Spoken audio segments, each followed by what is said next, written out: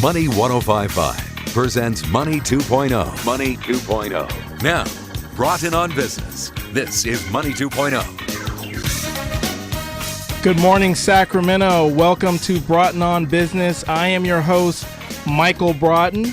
Just want to welcome you guys again this morning. Been on a bit of a sabbatical, but I am back better than ever. And so ready to get started. So let's just talk about me, okay? So President and CEO, Blanket Marketing Group. We are a full-service marketing agency here in Sacramento, California.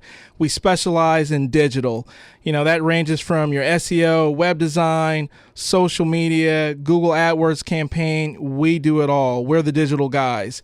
If you want to get in contact with us, please reach us at 916-329-8600. That's 916-329-8600. Or you can find us online at blanketmarketinggroup.com. That's blanketmarketinggroup.com. Now, about this show. This show is about entrepreneurs, people in business, leaders of organizations, and really to find out about the influence of marketing, how it impacts their organization, but also what's going on in the Sacramento region. How are we building this thing that we call Sacramento, that we call our home? And so that's what this show is about. We have a very great lineup today. We have Ben Ilfeld from AdGlue. We have Karen DeWall from Job Journal. And Ben's going to talk a little bit about his company. He is a serial entrepreneur, and he's going to talk about some of the things that he's been doing very well. And, you know, for all you entrepreneurs out there, it's always good to hear from another entrepreneur and find out what they're doing, their ideas, and what has shaped them to do what they're currently doing today. And then Karen DeWall, you know, with the Job Journal, you know, they have some very exciting stuff to talk about for you business owners out there. Some great opportunities. I won't get into the details. We'll let Karen get into the details. And so with that, we'll take a break and we'll come back and we'll start with Ben.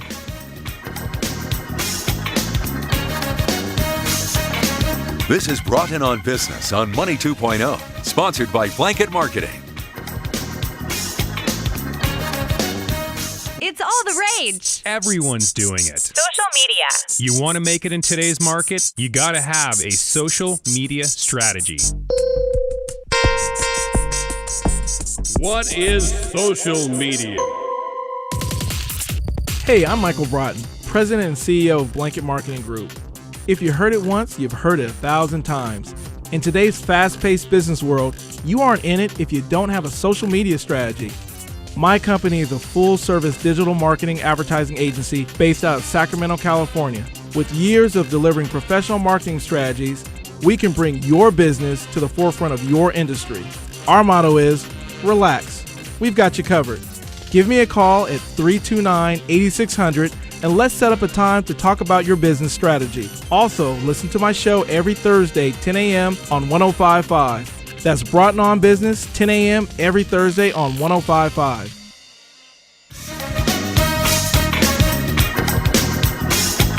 This is Money 2.0 on Money 1055. Back to digital marketing specialist, Michael Broughton. Welcome back, Sacramento. As I said earlier, if you're just joining the show, this show is about entrepreneurs and about marketing, about what's going on in the Sacramento region, how we're making this a wonderful place to live, play, and work. And who I have with me today, he is just a serial entrepreneur. I mean, this guy has done a lot of stuff. I'm just so happy that he's here to spend some time with us. Ben Ilfeld from AdGlue, but, you know, I'm going to jump into this a little bit. He actually started Sacramento Press. A lot of people don't know that, and a lot of people do. But so Ben, I just want to say thank you for coming out today. Welcome to the show. How are you doing, man? I'm fantastic. How are you, Mike? I am doing wonderful. You know, before we get into the stuff that you're doing with AdGlue, I just want to talk about Sacramento Press just for a moment. Happy to, yeah. You started that organization years ago. Like, what led you to do that? Well, really, it was started with two founders originally, myself and my friend Jeff Samick, who's now working on ad products at Google. And Jeff and I were both from Sacramento. We'd both gone to college far away. He was in San Diego. I was in Rochester, New York. And we talk all the time. And one of the things is we just never felt that connection back home. We went on SACB or even message boards at that time. We're talking early 2000s. They really didn't give us a flavor of our community, the things that we loved about the place where we grew up and we wanted to keep track of. So, that was during a time, frankly, where national news, cable channels were eating away, already beginning to eat away at the infrastructure of local news. And if you went to, say, the front page of the SACB at that time, it wouldn't have local news. It'd have national news. That was the way things were in the early 2000s. And we saw this as a direct challenge to how people view themselves and their identities. They wanted to be engaged. They wanted to be part of their community. They wanted the online personas they had to reflect that. They wanted places to gather. And so Jeff and I started talking about it, and it took us a long time to make that a reality. But I'm extremely proud that we did it. I mean, it's kind of a gift from us to the community. Frankly, it never really made much money for us, but it was something we did out of passion and love. And I'm super proud of where it's been taken now. I mean, for the last year, we actually sold the company to another local marketer. You should talk to him too, David Terry. And David's really taking it to the next level. He's got a vision that is far surpassing what Jeff and I thought of when we first started Sacramento Press. So I'm excited about what it could be. Right now, I see it as an incredible community resource, something that we put all our blood, sweat, and tears into. And not only that, but I think we've affected the way that people think about local news here in Sacramento. I think we've affected some of the editorial choices of other news organizations in keeping focus on local. And, we were accused of being cheerleaders all the time, being naive, maybe not questioning some things. But the truth of the matter is that we just loved our place. We loved this place. So yeah, we were cheerleaders. I'm really proud of that. And I think that's also the difference, frankly, with the news organization that starts with the passion of the people about where they live. They're very protective of their place and of their neighbors and their neighborhoods and communities. But at the same time, they're extremely encouraging of the people who are taking risks. They're not snarky. We were always compared sometimes, if you hadn't read it, to like an alternative newspaper. We never really were. We were different, but we never took that kind of hardline, snarky stance, to be frank. And I think that we just fit into a new niche in the media ecosystem. Like there's a place for that great alternative newspaper. We have a fantastic one in Sacramento. There's a place for a mainstream newspaper. But I think online there's a place for collaboration. There's a place for community. There's a place for engaging with the people you used to call readers. We used to call an audience. Well, now they're contributors. Now they're commenters. Now they're posters. Now they're writers. Now they're artists. And that's the world we live in now. It's completely shifting and changing world where the roles are not as static as we once were. And we like to play in that gray area. So that was a lot of fun. Definitely check out the site. And I can't wait to see what David comes up with next. It's going to be awesome. Well, you've definitely done a wonderful job, starting that organization. And I know David's been doing an incredible job, is still thriving today. And so, once an entrepreneur, always an entrepreneur, I like to say.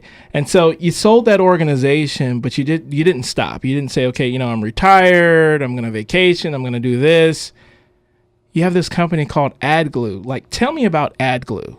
Well, AdGlue was actually part of the larger Sac Press organization, and we were testing a lot of different things. So what you may not know, even if you go to Sacramento Press, is just how many things we tried out in this market. We actually beat Groupon here to daily deals. We had a daily deal thing. We worked. We were kind of the first on the block there with Deal Ticket. We built the first in the nation local online news kind of ad network. It was called Sloan, Sacramento Local Online Advertising Network, right? We even built an in-house digital media agency, and some of the people who ran that are running some really cool agencies in town too. Sunny Mayuba and Emily Griggs. Emily still runs essentially that same agency as the Grid agency. We took that and split that off. So even within the context of Sacramento Press, we were constantly trying new things because everybody who worked there was, in their own way, an entrepreneur. Everybody was taking risks, making assessments, failing, taking more risks, failing, taking more risks, maybe succeeding, maybe doing something cool. one of those little tiny successes was AdGlue. It came from the simplest meeting. We're sitting down and someone just said, what's our advertiser's biggest problem? That was it. And we just asked our salespeople. I mean, we must have warts, right? Yeah, sales numbers are up. This is doing well. But what is it that we could do better? And the number one problem we had was the advertisers didn't always know where their ads were running. This happened all the time. You're an advertiser, you buy, say, 30,000 impressions from the Sacramento Press, or it could have been the Bee, or it could have been Google. I don't care who it was. They may give you a report that says, yeah, we gave you those impressions. Congratulations. But if you go to the Sacramento Press or the Bee or wherever, oftentimes, unless you bought in a very specific way, you don't know exactly where they're showing up. They're called run of site, meaning we could show them throughout the site at any time. And you could target things, but oftentimes you wouldn't necessarily see that yourself, right?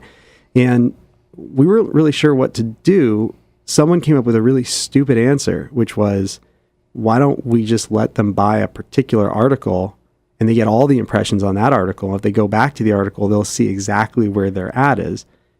And I was like, that's so stupid. That breaks everything about how advertising works online. And that's exactly what we did. And it's been awesome because actually we need to break everything about how advertising works online. Absolutely. And we're seeing it constantly. Like right now we're in the midst of a whole viewability debate. You know, you may be up on this. I'm sure you are, maybe the listeners aren't, but did you know that if you're buying ads online, you're probably only getting about 60% of the impressions that you pay for actually get seen by real people? I mean, and if you're buying off a real-time bidding exchange like DoubleClick, which are, I mean, these are the major ways to buy online now, we're talking under 40%.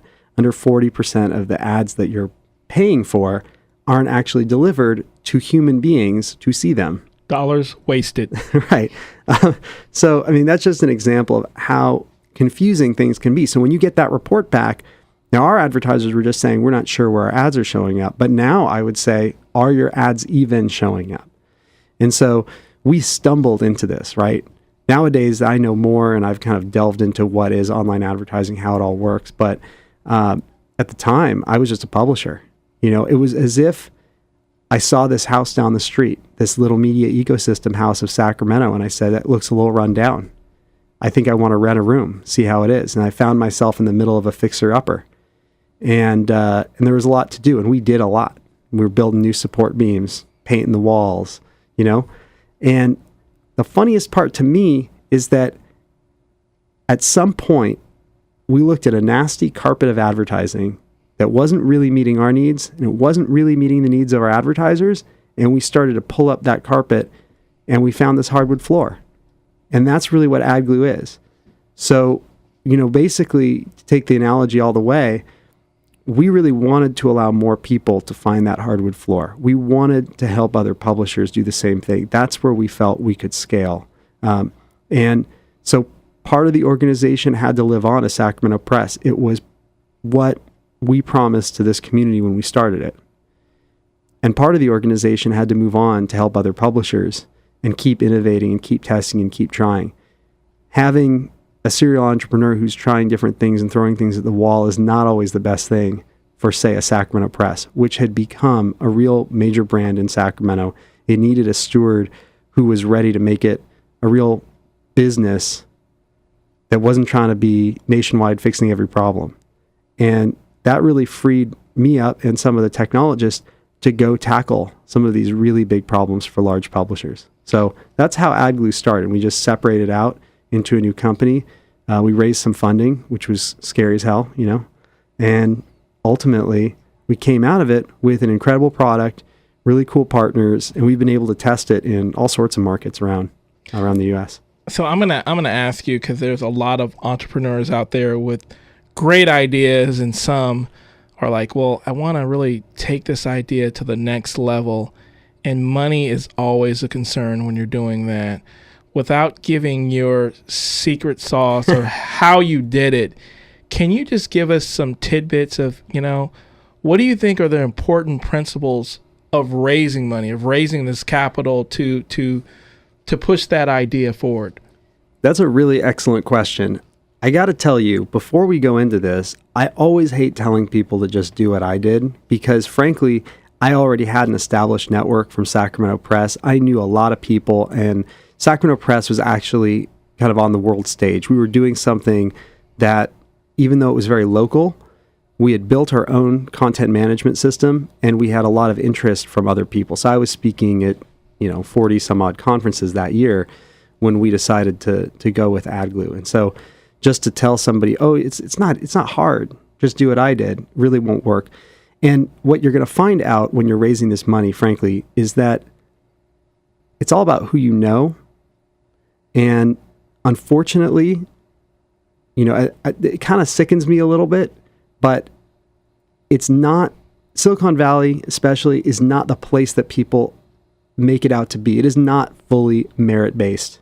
You don't take a test and then you're in the club. You have to be in the clubhouse. And sometimes that means you look a certain way or you're of a certain age. And these guys, they're like everybody else. If you like sports, right? I love the NBA. And everyone's now looking for a different looking prototypical player than they used to. Now they're looking for a Kevin Durant-like guy.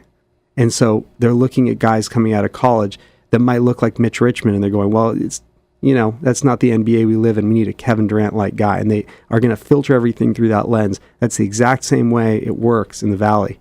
Right now, they're looking for a Mark Zuckerberg-like guy, an Elon Musk-like guy. So I hope you're young, a dropout, maybe white. These are, unfortunately, that's kind of the zone we live in. So I think you got to take it in your own hands. Sometimes you got to bootstrap it as far as you can go. And not worry about the naysayers. You got to do, if you don't fit into what they think you're supposed to look like or act like, you're just going to have to go harder. You're going to have more meetings. Maybe it's not 5 pitches that you go through. Maybe it's 35.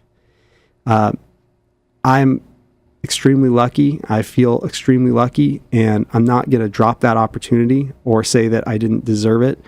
But I will say that it's going to be harder for some than for others. It's a reality, as unfortunate as it is. Now, let's get on to some tips. how about that that was good. That's a good disclaimer, right? Well, no, you laid it on the table, and I see everything that you're saying, and some people, you really have to get out there and you really have to work hard, and it's sad because I've seen some entrepreneurs, go through a couple of pitches and they get very discouraged and like, oh, well, I guess my idea is not good. And it's like, you got to, as long as you're passionate about it, you feel it's a good idea. You obviously got to run it across a few people that you trust, but you got to go with that. You got to work harder. You got to work hard. That's the thing about it. You got to work harder, and you have to be a bit of a salesperson. I'm not a salesperson by nature. I thought that was the last thing I'd ever do. And here I am. Now you are. I'm a salesperson. You have to sell yourself. You have to sell your identity.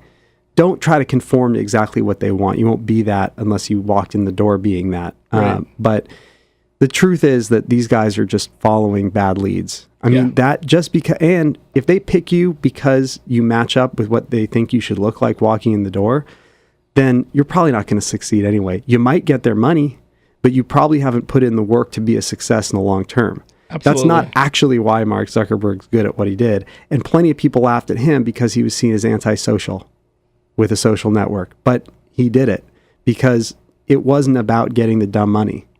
The money isn't what he was looking for. He was pushing forward with his plans and saying, who's coming with me? And it took a lot of work and it was hard. He went to different places, but found the right home. I would say, number one tip and trick, honestly, look in your own backyard. Look for your own networks first. One of our biggest and earliest investors was an incredible get. And it was someone I met like doing the thing I love. I love skiing and snowboarding. That's like my favorite thing in the world other than starting these businesses. And I was on a crazy trip down to Antarctica. And so flying down to Ushuaia, which is this tiny little town at the tip of Argentina, getting on a boat for 2 days, going across the Drake Passage, most rough waters in the world. And so I'm feeling queasy the whole time, but I'm playing cards with a guy that would become my first major investor. And it was natural. We were friends first, even though not great friends. And then the funniest, this is my favorite part of the story. Come back to the US and I say, I don't want this to hurt our friendship in any way, but I have to show you this idea because you are a smart guy who could be an investor for this. And I feel stupid if I don't bring it to you. And we scheduled a pitch, and I was about to drive up because he lives in Tahoe. And he gave me a call and said, you know what, Ben, I'm not going to invest. I've been burned a couple times recently, and I'm not in the mood to do this investment. Don't save yourself the time, turn the car around, go home. And I said, that's fine. I'll do that. And I'm fine with that. That's cool as long as we're still friends. But you know what? I need the practice. So I'm going to pretend this conversation didn't happen. You can say all that stuff to me after I do the pitch, only because I just need the practice. And this happens all the time. I mean, at that time, I was pitching a lot of people just for practice. I wouldn't tell them that, but I knew they weren't the investor for us. But I just needed to get out to them, get used to the whole routine of it. That way, when I was in front of the key person, that it would go well.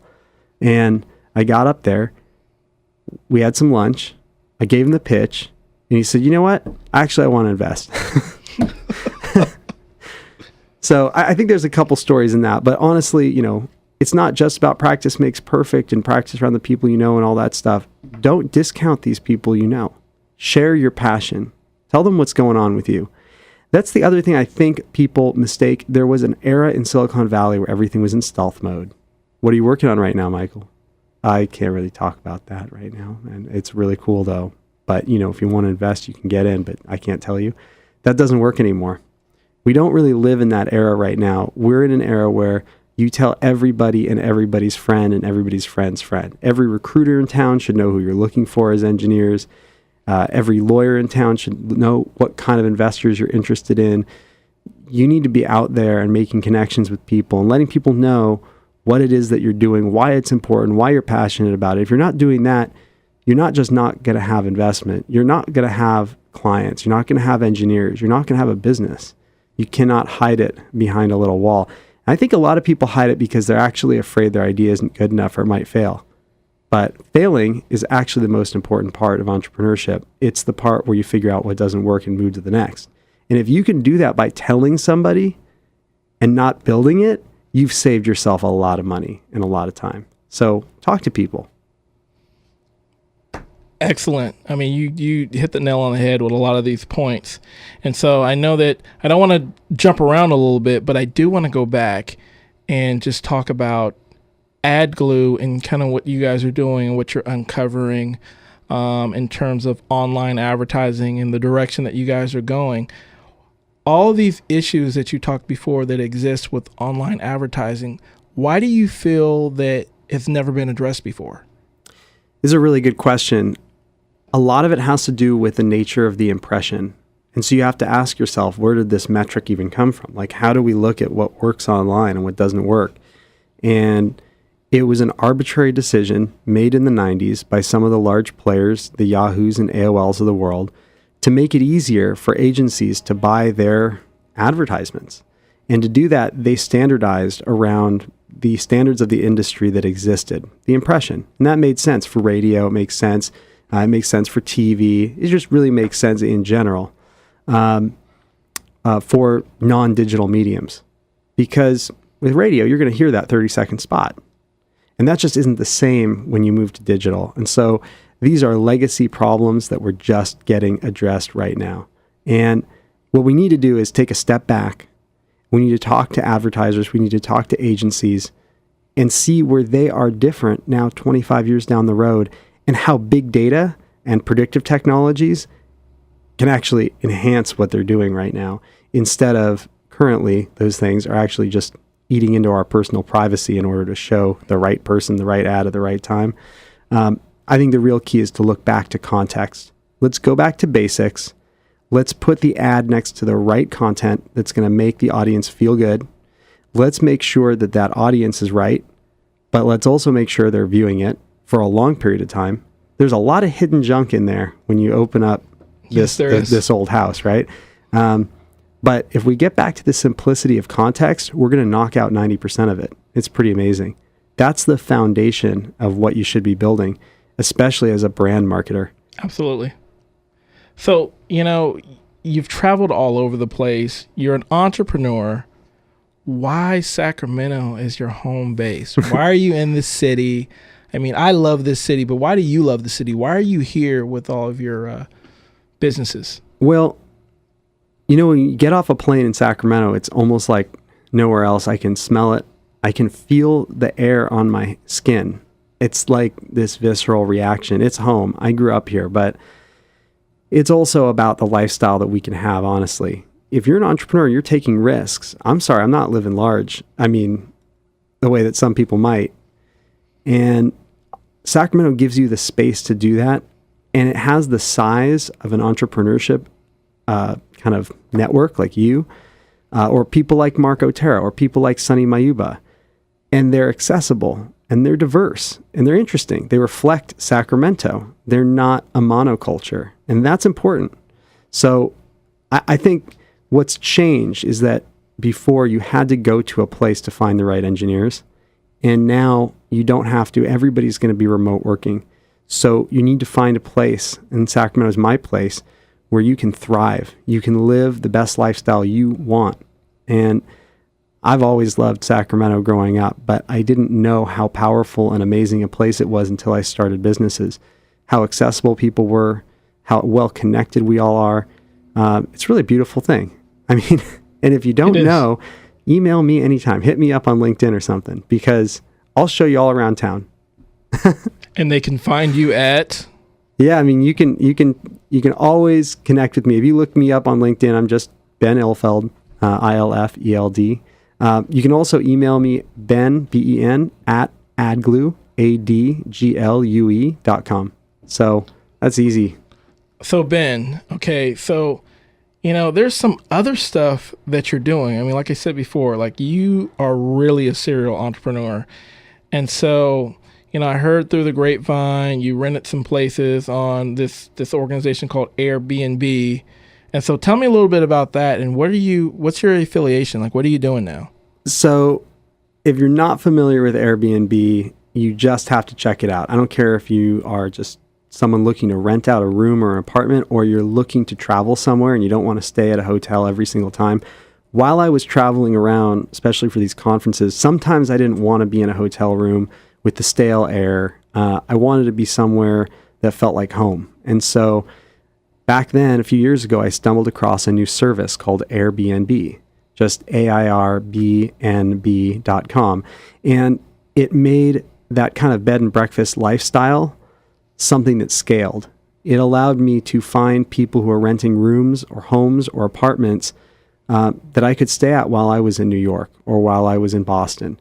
And by the way, if you've ever stayed in New York, like there's a ton of hotels in Times Square area, but maybe not so many down in Soho.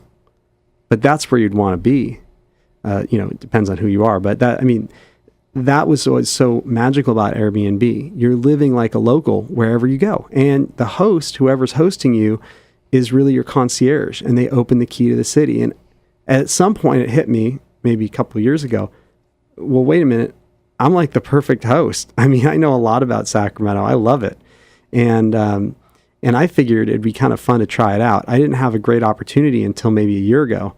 And I had this apartment. I own this one little building, and I do it for love because it needed to be kept up, and some developers wanted to tear it down to build something a lot bigger. And I thought, you know what, I'm just going to sit on this building and keep it there. And it has two little apartments. One of them was rented. The other one, guy moved out. I decided, let's fill it with some furniture, try it on Airbnb, see if it works, see if we make more money. I make 3 times as much money as I used to renting it fully furnished on Airbnb. I've met incredible entrepreneurs that are traveling here from all over the world, is building my network. It's really fun. And I get to do one of the things that I do best that I thought I'd never be paid for. I mean, why do you make a premium on Airbnb? Because for me, it's all about doing whatever it takes to make sure the guests I have an amazing time in Sacramento.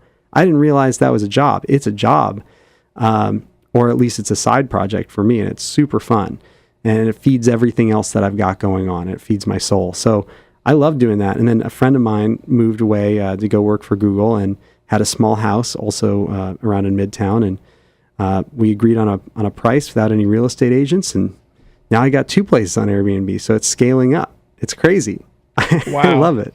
So I'm going to ask you just a couple of more questions here. One of them is related to that. With the impact of these new marketplaces, Airbnb, Lyft, Uber, what impact do you think that has on our region? Man, this is a crazy time, especially to live in a place like Sacramento.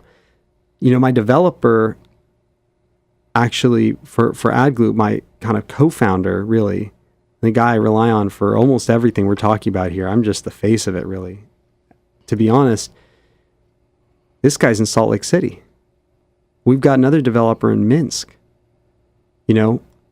It's the whole world is changing because our resources can be used smartly. We don't all have to be sitting in the same room, and we can be where we want to be, and we can share the capital that we have. So really, Airbnb, that's just a way for me to share fixed capital that I have equity in, and now find a way to turn that into cash flow for me. And for somebody else, it's a way to travel the world without spending too much money, right? It gives them flexibility.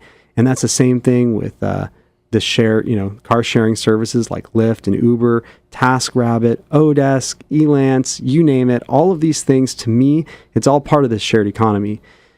The shared economy, it might benefit big places like New York City. Absolutely, no question.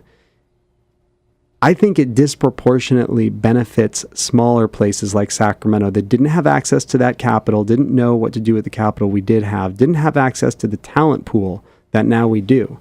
And so it's actually going to create a whole new boom of creativity and new entrepreneurship in our region. And there's no question in my mind. And I see it all the time because I see the type of people we host, and I see what it means to them and how they see the region through a different light. So it's really an incredible opportunity. We're talking about an explosion of creativity. This is not people starting up eBay marketplaces. This is like Etsy for everything. And that's what's so exciting about it. It's very transformative for a place like Sacramento. You could say it's sleepy and it's not Silicon Valley maybe 5 years ago. After these sharing economy platforms really take hold in this region, it really makes the world flat. And it really inspires people who want to take the next leap here in Sacramento to do so. There's almost no excuse for not pursuing what you love when you could rent out a room, take cash flow from it, and start a business, hiring freelancers who are the best at what they do in other countries. It's just an incredibly new world for people who want to take that next step in Sacramento. So Ben, very last question, and just really want to, you spent some time talking about being in Sacramento, loving Sacramento as I do. So I'm going to ask you this question. What is the potential of this region, of Sacramento? Like, what are our strengths here? It's a really good question. I think sometimes we get overblown, patting ourselves on the back as if we just made it. We didn't make it. Our strength is that we're unmade. We haven't done anything crazy yet. We don't yet have a soul. That means that people from all over who want to make their mark or change something or build something, this is a place for them. This is a place where you can live an incredible lifestyle. You can build an incredible network. You can renovate an old home. It's just not that risky. It is an incredible place where you can take your life to the next level by building it yourself. And I hope we just think of ourselves as a place where markets are made. I hope we think of ourselves as a place where entrepreneurs get their start. I hope we see ourselves as the incubator for the next generation of entrepreneurs, makers, industrialists. And our region has that capability, and having that opportunity and that space to do it without the big names or saying exactly what we are right now, that should inspire a whole new generation of people to do what they absolutely want to do and are passionate about right here in Sacramento. That's the opportunity. That's awesome. Well, Ben, thank you very much for your time. We appreciate you being on the show, and we look forward to hearing more stuff from you. Like I said, you are a serial entrepreneur. And so we will be back after this brief break with Karen DeWall from Job Journal. Thank you. Stay tuned. This is Broughton on Business on Money 2.0, sponsored by Blanket Marketing.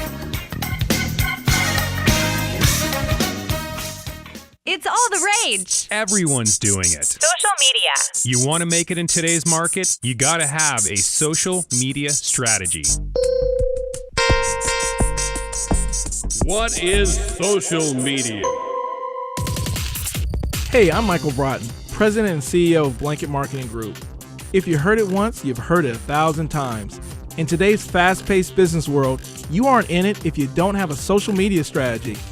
My company is a full-service digital marketing advertising agency based out of Sacramento, California. With years of delivering professional marketing strategies, we can bring your business to the forefront of your industry. Our motto is, relax. We've got you covered. Give me a call at 329-8600 and let's set up a time to talk about your business strategy. Also, listen to my show every Thursday, 10 a.m. on 105.5. That's Broughton on Business, 10 a.m. every Thursday on 105.5. Blanket Marketing presents Broughton on Business. This is Money 2.0. Welcome back, Sacramento. Welcome back to Broughton on Business. Really exciting show today. We just spent some time with Ben Ilfeld, and now we have Karen DeWall from Job Journal to talk about some exciting things that's going on at the Job Journal. Karen, how are you? I'm doing fine, thank you. Great. So just want to jump into things. Can you give me a background of the Job Journal? Like, what is the Job Journal? Sure. Well, Job Journal itself has been around since 1982.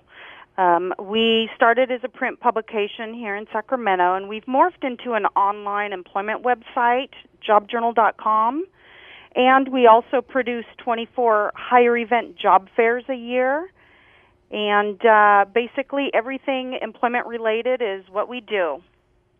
Okay, so you guys are online and thriving. What makes you different from all the other job boards that are around? You know, there's Career Builder, there's a ton of stuff. What makes you different? Well, we're different in a number of ways. For employers, since you mentioned Career Builder, a lot of employers use Career Builder, Monster, and they pay hundreds of dollars to place an ad, a posting on their website. Some employers even pay thousands of dollars for applicant screening software to find the best candidates, and basically are, wasting valuable time reviewing resumes from unqualified job seekers. So what we do is employers pay nothing to post their jobs on our website. There is a one-time activation fee of $100, but after that, you can post as many jobs as you want, as often as you want, for no additional fee. And with the way our system is set up, their jobs can't be scraped and posted onto other sites. So that way, they can really have control of who's seeing their ads and the amount of responses that they get. For job seekers, they can go into our site and they can view as many jobs as they want, absolutely free. They get the information like salaries, duties, requirements, and then they can determine whether or not this is a job they're interested and qualified for. And job seekers, if this is the job for them, they pay a nominal fee of 59 cents or less to learn who the employer is and how to apply. So this way, the employer receives less resumes and pre-screened resumes, and the job seekers aren't one of 1,000 job seekers applying to a job. They're not lost in the shuffle. So it's really an innovative way to try and help job seekers and employers make a match quicker. You know what I think is the interesting thing about that, Karen, is also for the job seekers. Well, I'm an entrepreneur, so I'm a business owner. And so, looking at it from the other side, you want people to really take an interest in the job that you put out there. And I think the way you guys have it structured is that serious candidates are going to apply, because there's been so many times where you might put an ad somewhere and it's just kind of blanketed. Right. And you get everybody applying. And sometimes, you might call the person and say, well, this person seems like, they could fit this particular job description. You call them, they'll say something like, which company is this again? Or, they're like, well, I just applied to so many.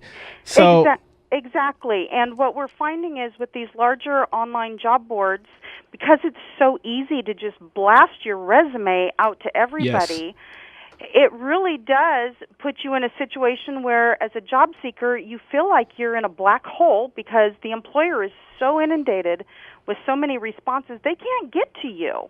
Right. And so we even have built into our system a communication center where when a job seeker applies to an employer, the employer then can communicate through our system to that job seeker. And what I mean by communicate is, if I'm an employer and I get a resume, I can actually rate the resume so I know if it's, high level, I'm really interested, mark them 5 stars. And every time I do something like that or review their resume or look at their profile, the job seeker receives a message saying, hey, this employer is looking at your information. So that way they always feel like they're part of the process and they're not being lost in the shuffle. So let me ask you, when did you guys launch this online product? We launched this in April, beginning of April. Wonderful, and great response so far? Excellent response so far. Quite happy with it. And so what do you think some of the challenges are for the job seekers? Like, what are they encountering right now with all these various job boards? Is it more so being in that black hole, not knowing what's going on? What do you feel like some of the challenges are? Yeah, what I hear most often from job seekers is that they really are in the dark about where they are in the process. When they hit send, they don't know if their information's been received. They don't know if they're one of 10 or one of 100 applicants. They hear nothing. And so that is their biggest frustration. And so what they think is, if I'm not getting any response, I guess I need to apply to more jobs. And they keep sending their resumes to more and more companies, and everybody has that thought process. So these poor companies are getting inundated with these responses. It's a terrible loop that everybody is going through, and we're trying to eliminate that. So what do you feel that job seekers should do differently in their approach trying to find a job online? Well, I think they honestly need to read the jobs. They need to really be proactive in pre-screening themselves. They need to really ask themselves, am I qualified for this job? Is this a job I would enjoy doing? And if it is, then on jobjournal.com, you pay the nominal fee. It's 59 cents or less. And then you find out who the employer is and how to apply. And then you go through the process. I think a lot of it is, instead of just the shotgun approach where I'm sending it everywhere, I think they need to be a little bit more discerning on where their resumes are going to. So what type of opportunities are on Job Journal? Oh, we have all types of jobs. We have jobs such as accountants, physicians, bookkeepers, sales, software engineers, teachers, marketing assistants, all different types of jobs, entry level, highly experienced, blue collar, white collar. Now, with the rise, Karen, of social media and everyone really trying to engage, how effective do you think social media is in looking for a job? Well, social media actually is being used by more and more employers in researching the applicants.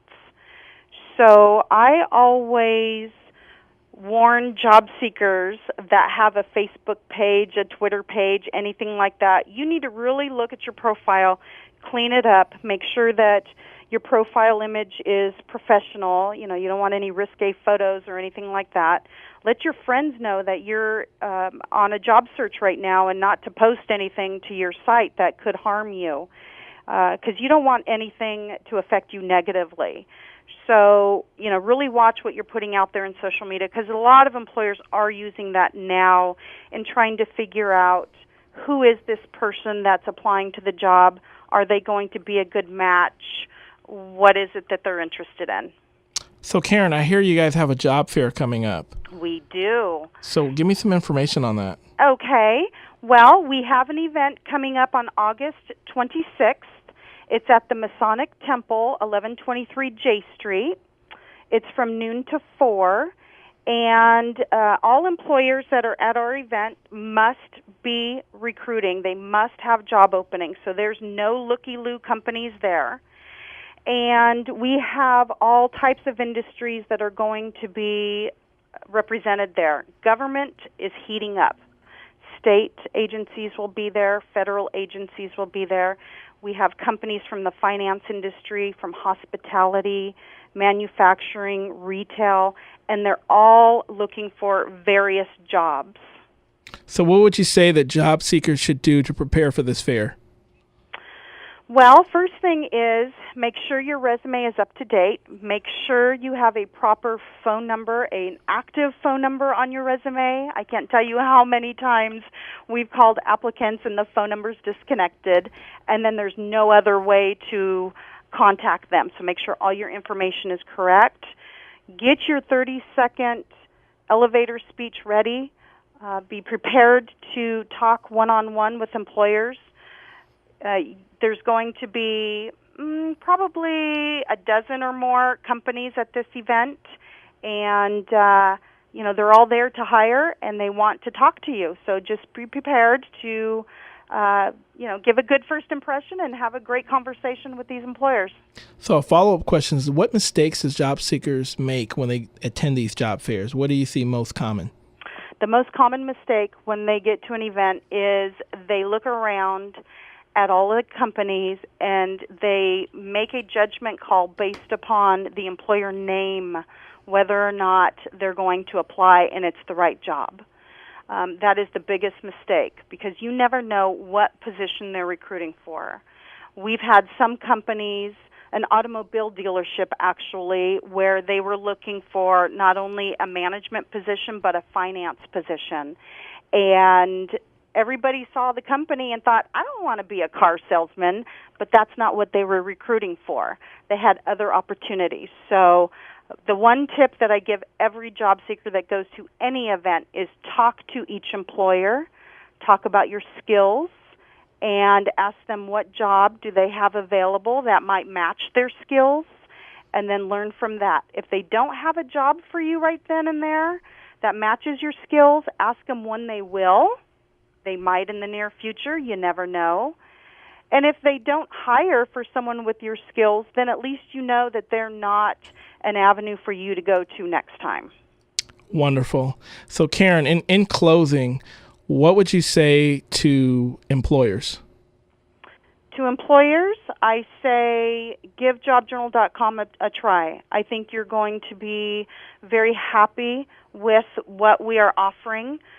This is a chance for you to save some of your recruiting budget and post ads for free. Use our applicant tracking system that we have built into the system. It's not there's no additional cost for that.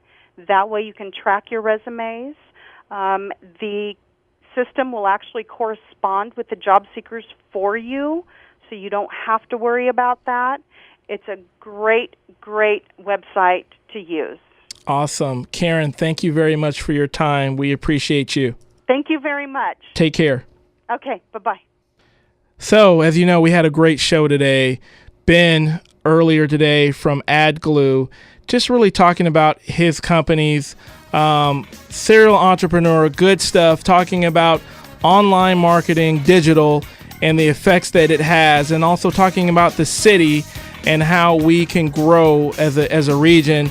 And just got off the phone with Karen from Job Journal. Very good opportunities for entrepreneurs. If you log on to Job Journal, please register and post your job. It's very inexpensive, very viable way to find good candidates. And so I'm Michael Broughton. This is Broughton on Business. If you want to get in touch with my firm, 916-329-8600 or blanketmarketinggroup.com. Thank you very much and have a great day.